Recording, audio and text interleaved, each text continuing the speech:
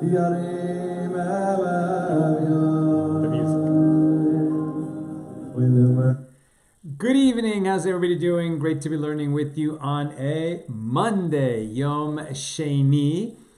Let's light up the darkness. No candle. Little bell. I do have the wisdom candle on my shirt, actually.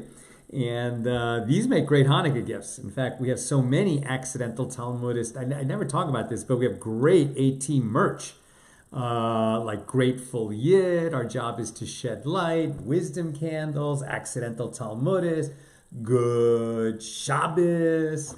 There's so many like good ones. Let's light up the darkness, light it up with a Hanukkah menorah. All kinds of really great Hanukkah gifts. Those are at shop.accidentaltalmudist.org.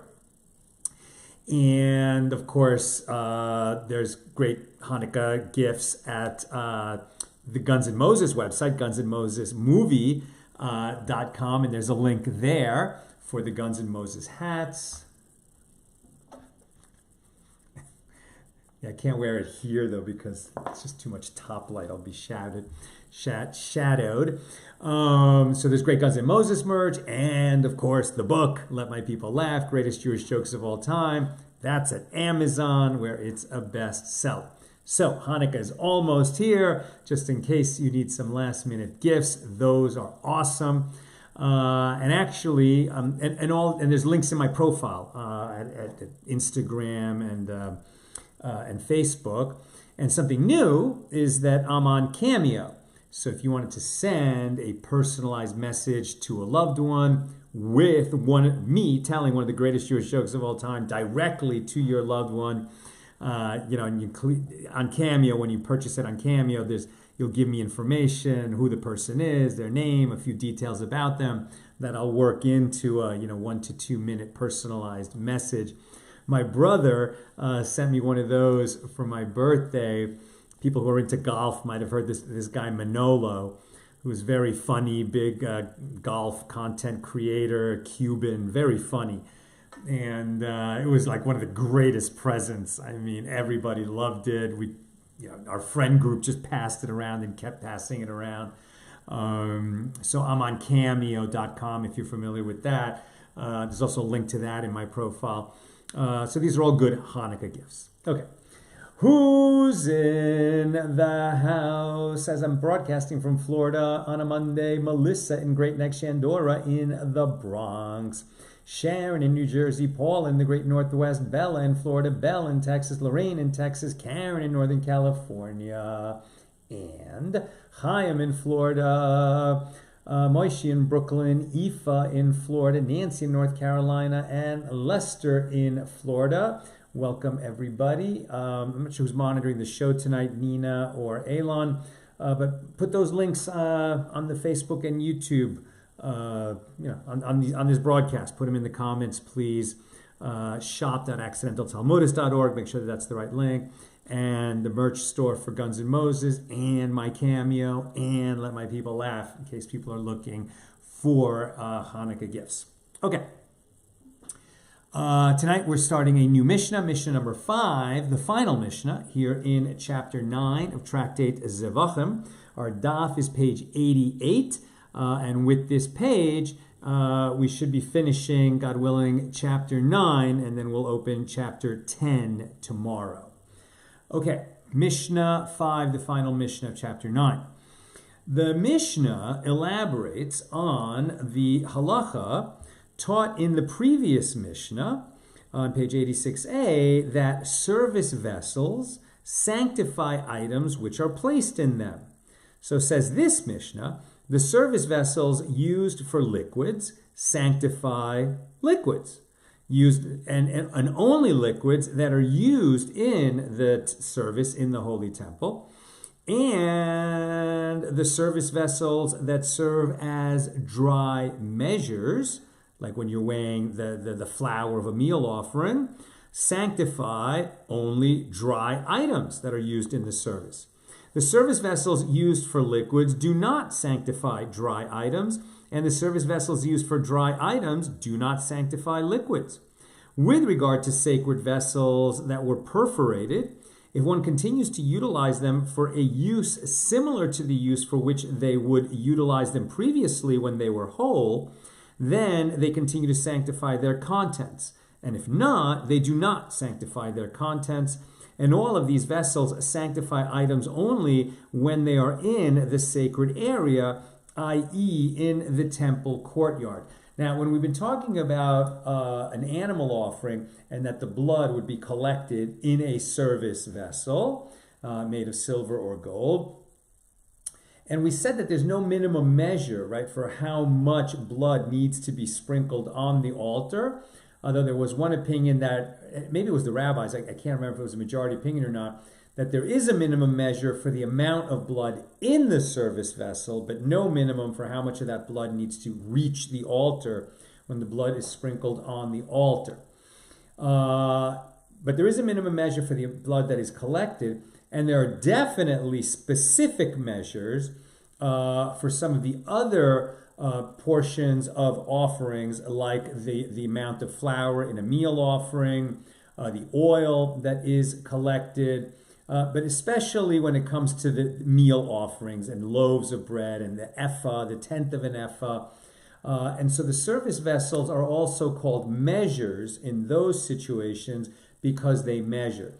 And when they say that if it became perforated, not like on purpose, like something went wrong, right? It was punctured.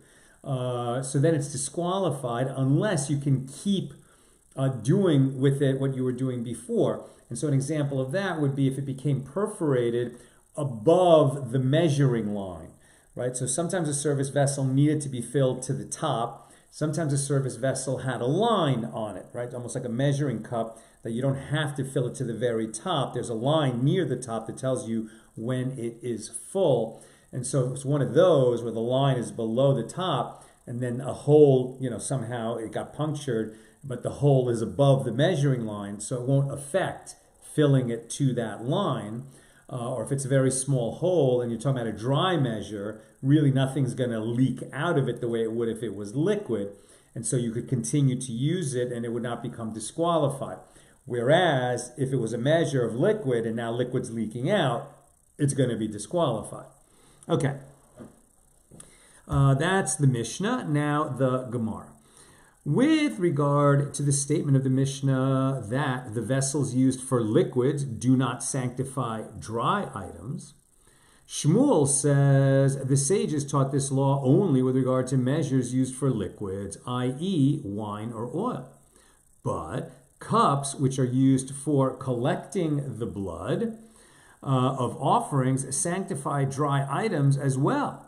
As it is stated in the verse, 1 silver cup of 70 shekels, after the shekel of the sanctuary, both of them full of fine flour, mingled with oil for a meal offering. That's Numbers 7:13, indicating that the cups were also fashioned for use with flour, which was a dry item. I think that probably Numbers 7:13, somebody can look this up for me, but that was when the 12 tribes, right, at the inauguration of the tabernacle in the wilderness, each day one of the tribes brought, and they all brought the same gifts, although I learned elsewhere that, each one brought a silver bowl of the same weight and size, but probably they were carved in different ways representing that tribe.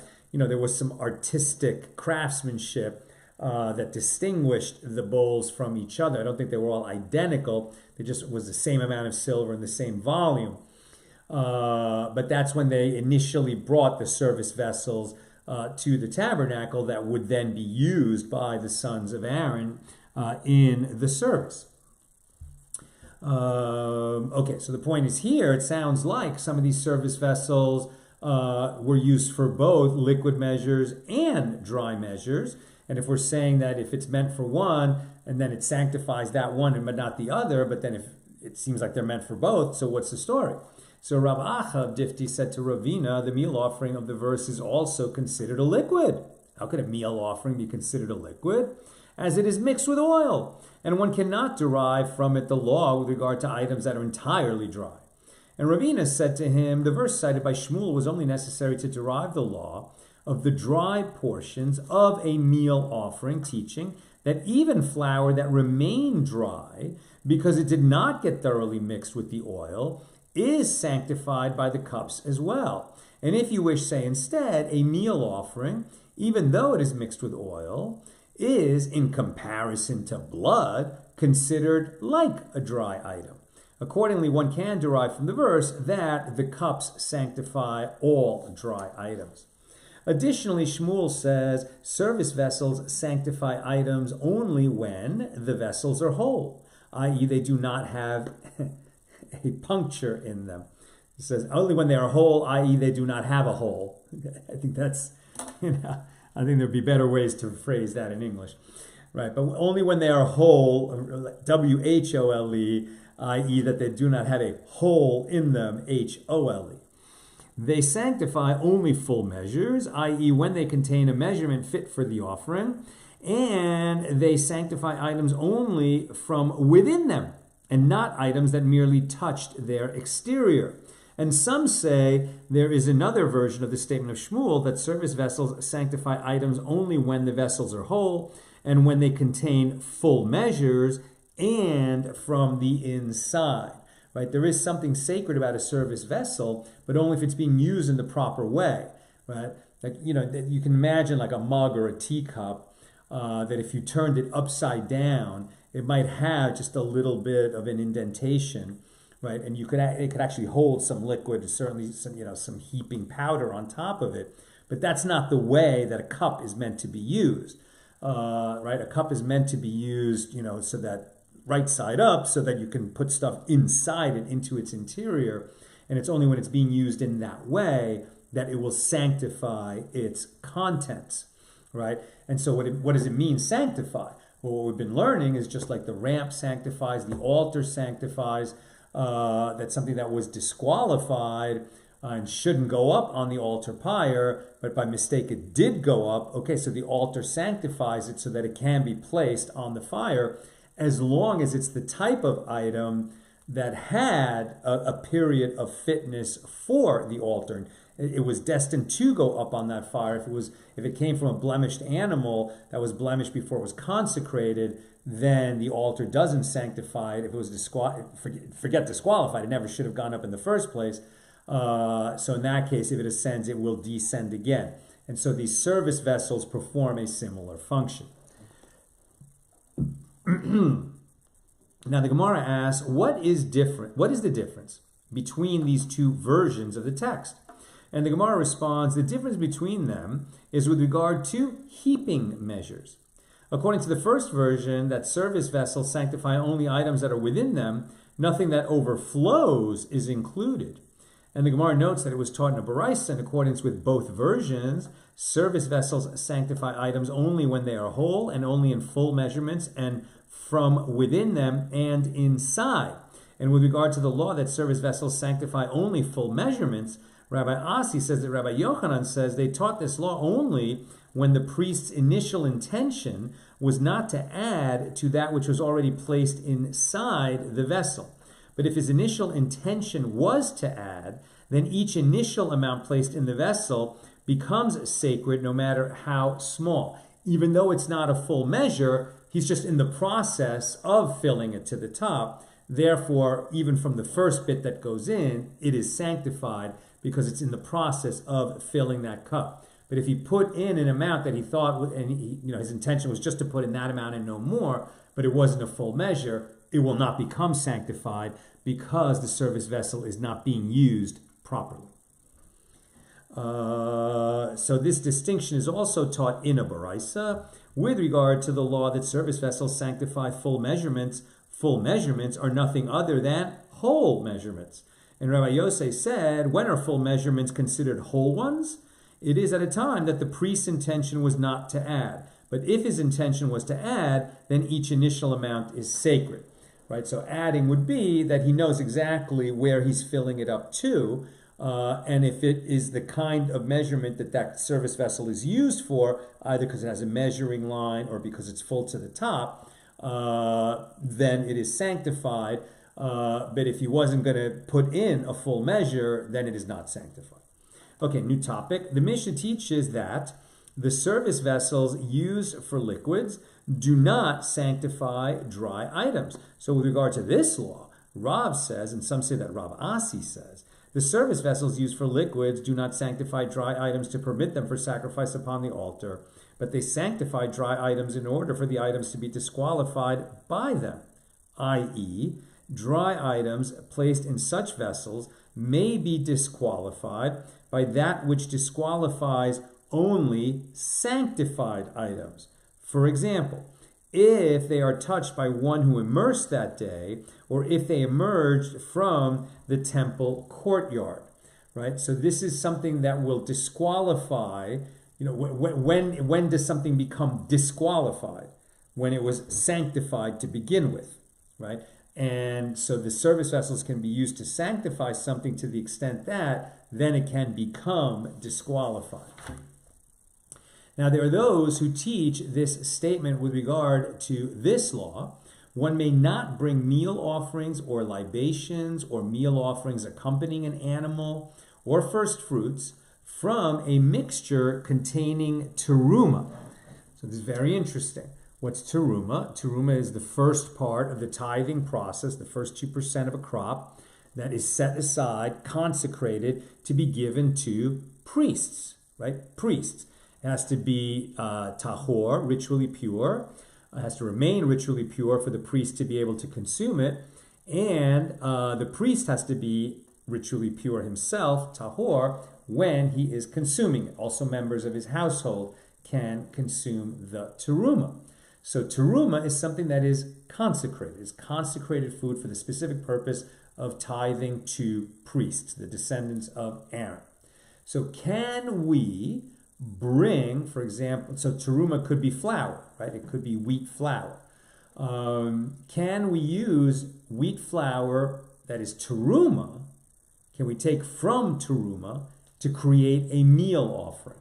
Let's say a priest is going to bring an offering for himself, not doing the temple service on behalf of some other Jew who's bringing an offering, but let's say a priest wants to bring his own offering. Can it come from his terumah? Answer, no. Meal offering has to come from something that is available to all, right? That is fit for all, and terumah is only fit for priests. So that's a very interesting teaching. Right? One may not bring meal offerings or libations or meal offerings accompanying an animal or first fruits from a mixture that contains terumah, since that which may not be consumed by all Jews may not be used for an offering. And needless to say, one may not bring these items from the fruit of a tree that is orla. So orla is prohibited to everybody. Orla means the fruits from trees, fruit trees in their first 3 years of growth. Right? We don't start until the 4th year. And it is prohibited to all Jews to eat fruit from a tree in its first 3 years. That's called orla. So you can't bring first fruits from orla, i.e. a tree during the first 3 years after its planting, from which it is prohibited to eat. Nor can you bring offerings from diverse kinds sown in a vineyard. That's the prohibition of kilayim. You can't grow wheat in a vineyard. That's just one of those rules. We don't do it because God said don't do that. Right? There's certain Judaism in so many ways is about distinctions, preserving and honoring distinctions, and keeping things separate. That's why we don't and again, just because God said so, we don't know why. But you can't plow with an ox and a donkey together. You can't grow wheat in a vineyard. You can't wear clothing that is a mixture of wool and linen. Why? Because God said so. We could search for rationales for that. We could say that the effect of that is to keep the Jewish people separate, or it makes us more mindful. You can come up with all kinds of interesting rationales, and we should search for those rationales. But the bottom line is we don't do those things because God said don't do them. A tree, nor from diverse kinds sown in a vineyard, both of which are prohibited for consumption to priests as well as other Jews. And if he brought an offering from them, it is not sanctified, right? So even though terumah, for example, is consecrated food that has to be kept in a state of ritual purity, If you try to make an offering out of that, to bring an offering out of that, it is prohibited to do that, and it would be just like bringing a blemished animal up on the altar. The altar would not sanctify it. If it ascends, it should descend. And a service vessel also will not sanctify it. If you put that terumah, wheat flour, in a service vessel, you're going to have to take it out again because it will not be sanctified by the vessel. Now, with regard to this issue, Rav says, and some say that Rav Asi says, it is not sacrificed for sacrificed upon the altar, but it is sanctified in order to be disqualified. And then the laws of how to dispose of something that was consecrated and became disqualified might apply to terumah that was placed in a service vessel. New topic, with regard to perforated vessels. The sages taught in the case of sacred vessels that were perforated, one may not melt them in order to seal the perforation, and one may not melt lead into them for such a purpose. If the vessels were damaged, one may not repair them. Concerning a knife that was damaged, one may not sharpen the spot of its damage. Again, we're talking about that are used in the temple service. If the blade separated from the handle, one may not restore it. Abba Shaul says there was a certain knife in the temple whose metal was soft and easily damaged, such that when used, it would often render animals prohibited, thereby disqualifying them. Accordingly, the priests voted concerning it and elected to hide it. And the sages taught priestly vestments are not fashioned by needlework, i.e. by stitching various parts together, but rather through woven work, whereby the entire garment is initially woven into one entity. As it is stated, woven work in Exodus 28:32. If the garments were soiled, one may not launder them, neither with natron nor with soap, which were two common detergents. And the Gemara asked, but may it be... And so just before we go on, think what we just read, that these service vessels, if they get damaged, we can't repair them. We're going to read that the priestly vestments, if they became soiled, they were not laundered, right? There was this sense of everything had to be new, bright, of the highest quality, because what went on in the Holy Temple was on behalf of the nation, and just kind of in the same way that, if you're watching an NFL football game, they're not using old footballs, right? Like they get, 10, 15, 20 new footballs for every game. And at the end of that game, I don't know what they do with those footballs, but there's going to be brand new footballs the very next time they play, because that's being played at the most elite, highest level, and everything has to be, in perfect condition. And it's not that, we act the way we would act. Like I love repairing things that break. It's just, I'm a fix-it type of guy. So, even if I could afford to get something new, if there's a possibility that I could repair it by watching some YouTube video and getting in there, it drives Nina crazy. Like sometimes, so there's an item that maybe costs $10 to replace, and I'm going to spend hours of my time fixing it. Like my time is worth more than that. But I like fixing things, but that was not the way that it was done in the Holy Temple, right? So if something became damaged, it needed to be replaced, not repaired, so that everything was new and of the highest, most elite quality. And we'll learn a little bit more about that shortly. So the Gemara asks, but may it be inferred from this that with water one may launder the priestly vestments, but as long as you were just doing a little water, you could clean them, but if you had to use detergent, you would not clean them?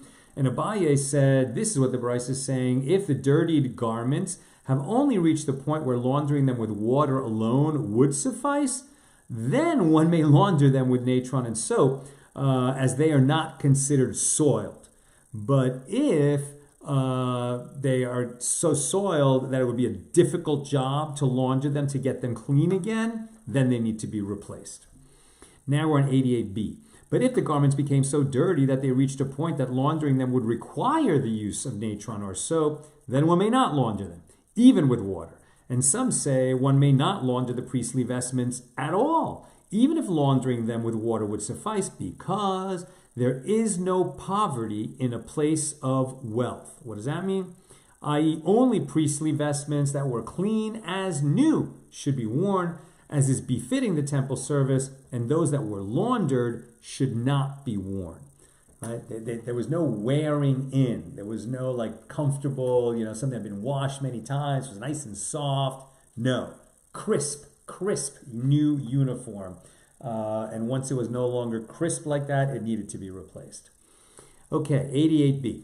With regard to the priestly vestments, the sages taught in a baraisa, the robe of the high priest was sewn entirely of techeilis. Right, so techeilis is the sky blue wool that we have in our tzitzis, right? And so it's kind of an interesting thing in modern times. I'm sure I've talked about this before on AT Daily. For instance, this is my tzitzis that I wear every day, and as you can see, it's all white. I just have it. Wasn't planning on this, but I do have it here since I'm traveling. So this is my talit, my prayer shawl, which has the blue dye, right? The two strings here in the tzitzis, where is the blue dye. Now, for many centuries, there was no blue in our tzitzis, and it was understood that the correct sea snail, the chilazon, had been lost. People didn't know exactly which snail it was or how to extract it. In ancient times, they had it, but it was very expensive at a certain point. It became prohibitively expensive.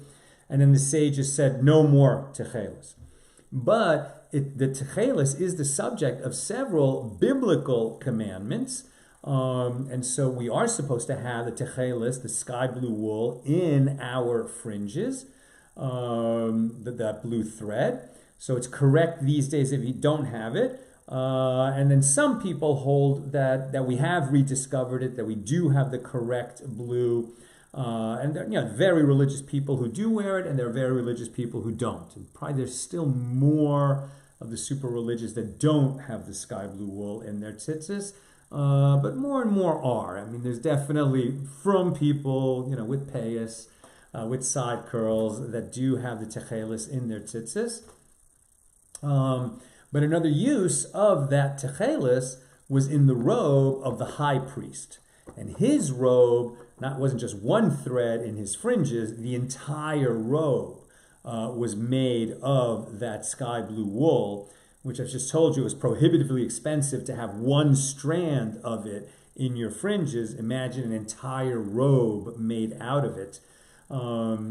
I think that in medieval times, the color purple was actually very rare and very expensive and was considered a sign of royalty because only kings and queens could afford to have purple. Well, similarly, in ancient times, this sky blue wool, again, it's not just any blue. It's the blue from a very particular sea snail and a particular way to extract it. Was very dear and costly, and it just shows how the entire nation, sort of invested in having the sanctity of the temple, be expressed at the highest levels in every way. The most beautiful service vessels, the most beautiful garments, the choicest animals brought as offerings, etc. So the robe of the high priest was sewn entirely of techeilis, as it is stated, and he made the robe of the ephod of woven work, all of techeilis. Exodus 39:22. Now, with regard to its skirts, or again of the high priest, concerning which it states, and they made upon the skirts of the robe pomegranates of sky blue and purple and scarlet twined.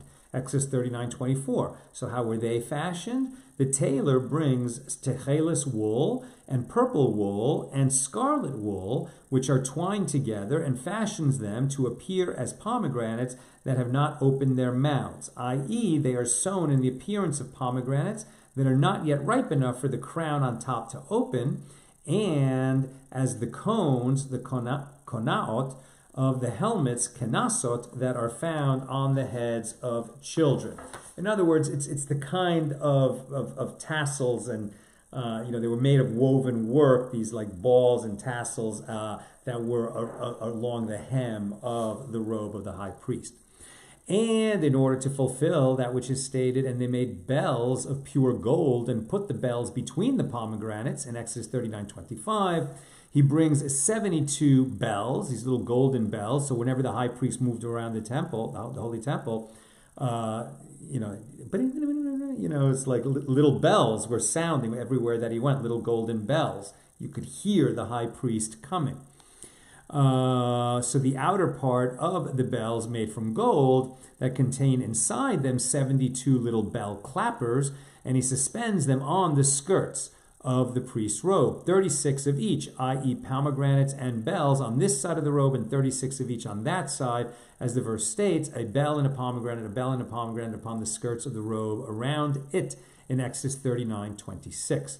And Rabbi Dosa says, in the name of Rabbi Yehuda, there were 36 bells assigned around the skirt, 18 from this side and 18 from that side. Rabbi Ini Bar Sasson says, just as there is a disagreement here between Tanaim with regard to the total number of bells suspended around the skirt of the robe of the high priest, so is there a disagreement between Tanaim with regard to the total number of shades of tsuras, right? The marks of tsuras, that physical expression of a spiritual malady that broke out as a skin condition and that required tremendous expertise to separate it from eczema or psoriasis or some other skin condition. Say, no, that is tsuras.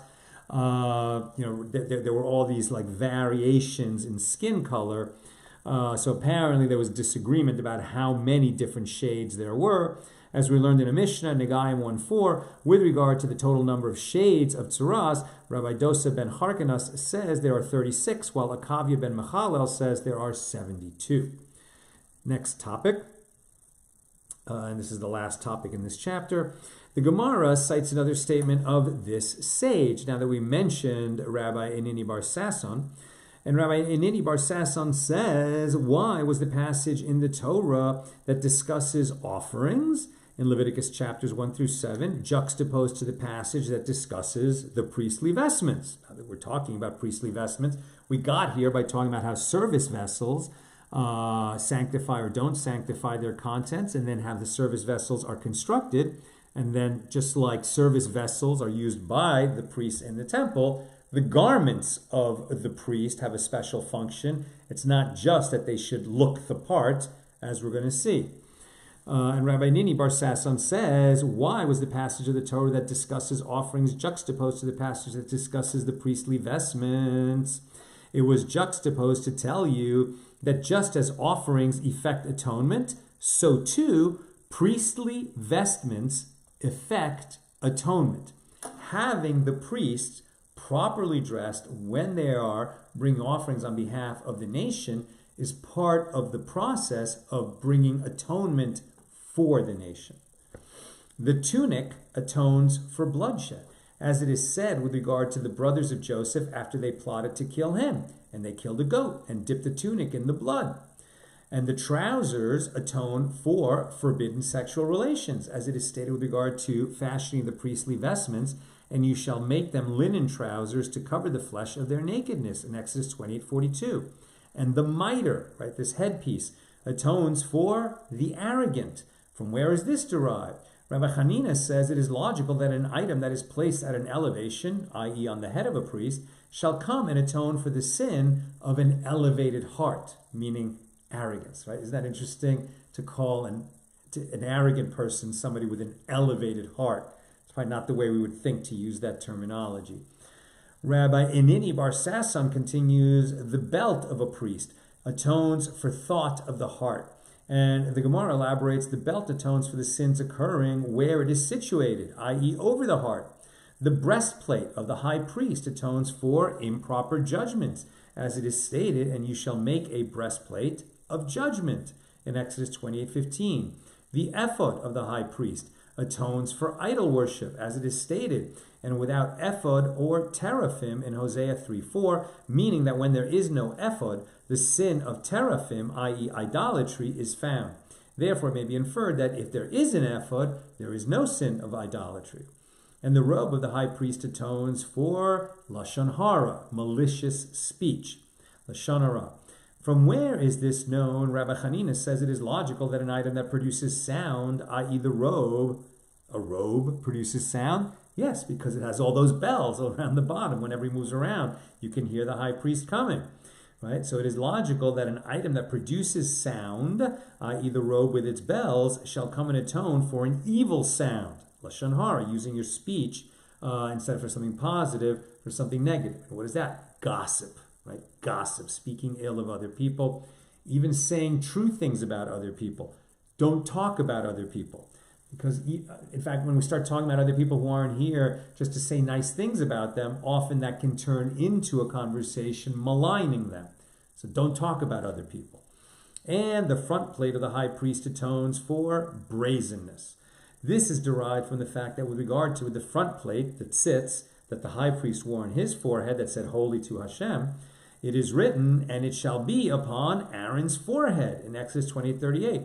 And with regard to brazenness, it is written, and you had a harlot's forehead in Jeremiah 3:3. So that's interesting because we also have learned that the tzitz purifies, right, things that, offerings that were brought in a state of terumah. But here we also know that has another function that while it's being worn properly and used properly in the temple service, it atones for sins of brazenness, presumably not just among the high priest and the other priests, but of the people of Israel. Now, the Gemara asks, is that, and by the way, I think we've learned elsewhere that these things can create an atonement only if people seek atonement, right? But if people are just like, well, that's just me, what can I do? I like to sin, I just keep doing it, then it will not atone for such a person. It's only for people who want to atone. Now, the Gemara asks, is that so that the priestly vestments atone for these sins? But doesn't Rabbi Yehoshua ben Levi say there are two matters that we do not find for them in atonement with offerings, but we find for them in atonement from another place? And they are bloodshed and lashon hara. Right? So lashon hara, evil speech, malicious speech, is placed on that same level as bloodshed, right? Violent crime. With regard to bloodshed, its atonement comes from the heifer whose neck is broken. This is when a murder victim is found between towns. We do the ritual of the heifer whose neck is broken. And this is referring to a case where a murdered body is found, but the identity of the murderer is not known. In such an instance, the Torah mandates that the neck of a heifer must be broken as an atonement for the murder, so that there won't be a murder that went unsolved and unatoned for in the land. And with regard to malicious speech, its atonement comes from incense. As Rav Hanania teaches in a Baraisa, from where is it derived that the incense, right, the incense that is burned on the golden altar in the sanctuary, from where is it derived that the incense affects atonement? As it is stated, after the Israelites spoke slanderously against Moses and Aaron, and a plague was sent against them, Numbers 17:12, and he put on the incense and made atonement for the people. I'm almost done. Questions or comments, please get them in now.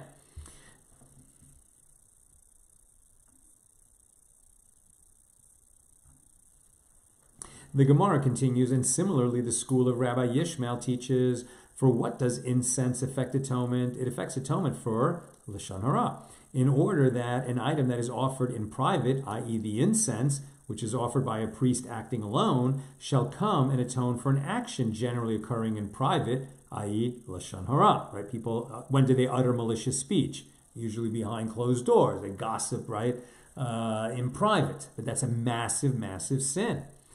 Accordingly, there is a difficulty between that which is stated with regard to lashon hara and that which is stated with regard to lashon hara. As according to Rabbi Nini Bar Sasson, the robe atones for lashon hara, whereas according to the Baraisa, it is only the incense that affects atonement for that transgression. And likewise, there is a difficulty between that which is stated with regard to bloodshed and that which is stated with regard to bloodshed. As according to Rabbi Nini Bar Sasson, the tunic affects atonement for bloodshed, whereas according to the Baraisa, only the heifer whose neck is broken affects atonement for it. And the Gemara answers, with regard to bloodshed, it is not difficult. As this, the tunic affects atonement for bloodshed in an instance where it is known who killed the victim. And this, the heifer, affects atonement in an instance where it is not known who killed the victim.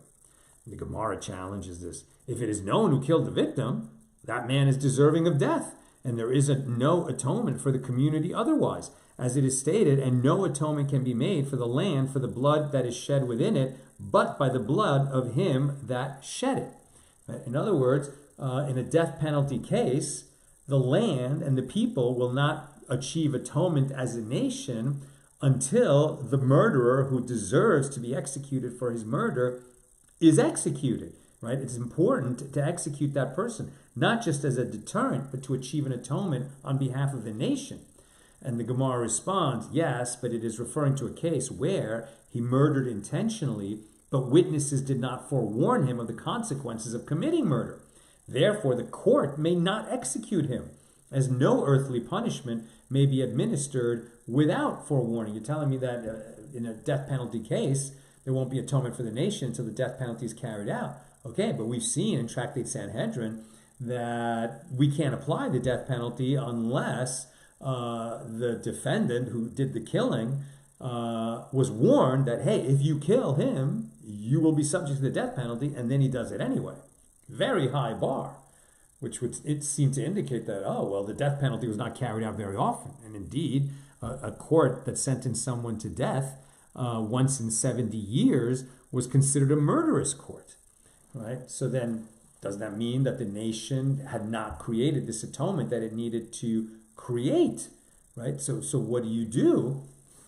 And with regard to the contradiction between that which is stated with regard to malicious speech and that which is stated with regard to malicious speech, it is also not difficult. This, the incense, affects atonement for malicious speech spoken in private, whereas this, the robe, on which the bells that produce noise are placed, affects atonement for malicious speech spoken in public. And that concludes our chapter. Chapter 9, we'll pick it up tomorrow, Tuesday, regular Tuesday time, 6 p.m. Pacific, with Mishna number 1 of chapter 10. I mean, I think just one more thought before I take a question. If there were all these cases where we knew that a murder was committed, witnesses even saw it, but no warning was given, and so the court could not impose capital punishment, well, then what? I mean, does that mean that the nation, its level has dropped? I think partially, yeah, probably. But then also, that could be a situation where there were certain times when even without a warning, they could impose the death penalty. We saw some cases like that. And we always have charis, right? So charis is death at the hands of the heavenly court. Now, normally, there are specific sins that are subject to charis, where the Torah says this is a death penalty case, but not a death penalty that would ever be issued by an earthly court. It's going to be issued by the heavenly court. And so I suppose we'd like to think that people who get away with murder haven't gotten away with anything. The heavenly court will take care of them. Maybe they'll even have a long life in this world, but they do not have the same destiny in the next world that people who are innocent of murder have. They will get what they richly deserve. If not in this world, then in the next. That's obviously a much bigger conversation beyond the scope of tonight's class. Okay, let me just see a couple of questions here. Karen, I wondered about the priest doing the butchering, getting covered with gore on a daily basis, and how the laundry was handled. I was assuming that they had some nifty way to get blood out of linen, but no. So now I'm picturing all the weavers working 24/6 to replace all those vestments. Just so. Very good observation. Ilanit says, I'm a big fan of the return of the techeilis blue. Me too. And Sharon, am I remembering correctly that the blood was actually placed on the hems of the robes of the priest? I'm not sure what you're talking about, Sharon. What blood would that be? I'm not sure what that would mean. I'm not sure what that means. Maybe you'll tell me in a note that I can read later. And Sharon also says, if something is common law, why isn't that considered common law, meaning not just like common law from England, but like if it's well known, if everyone knows, why isn't that considered warning? Is ignorance of the law an excuse? That is such a good question. So, yeah, it's been a while since we did Sanhedrin. I don't remember all of it. But there was some things where if a person was considered educated in the law, then he would be considered forewarned for those kinds of crimes. But that's not like everybody, you know. And then, but on this very simple question of, hey, if you lie in wait and it's obvious that, the person murdered intentionally, the witnesses didn't forewarn, but they saw it, and it could be proven that it was done intentionally. Do we really need this forewarning requirement before we could apply the death penalty? And I'm just not sure. It seemed like the general principle is no capital punishment without forewarning, and that's why it was given so seldom. But I don't want to say that was the absolute law, because I just remember that there were exceptions to that, and I don't think it was only in the case, of a Torah scholar who would obviously know the law, because you have to assume that people know you cannot murder. What was interesting, though, about the forewarning is, you can't execute somebody for a negligent homicide, right? And that's what the cities of refuge are for. And the warning would establish, if somebody was warned and then did it anyway, then we know it was done intentionally. Without the forewarning that was ignored, the burden of proof to show that it was intentional is a very different burden of proof. I don't know if they could surmount that or not. I'm just not ready to have that conversation right now. I need to do more research and sort of review what we talked about then. But the general principle, as I said, without forewarning, no capital punishment, with some exceptions. That's what I've got for us tonight, and with God's help, we'll be together again tomorrow, Tuesday, regular time, 6 p.m. Pacific, and then recall no class on Wednesday. Wednesday will be my travel day, and then we should be back to everything normal again on Thursday. God willing, I'll be back in LA. But class at the regular time tomorrow, Tuesday, no class on Wednesday. Have a great night.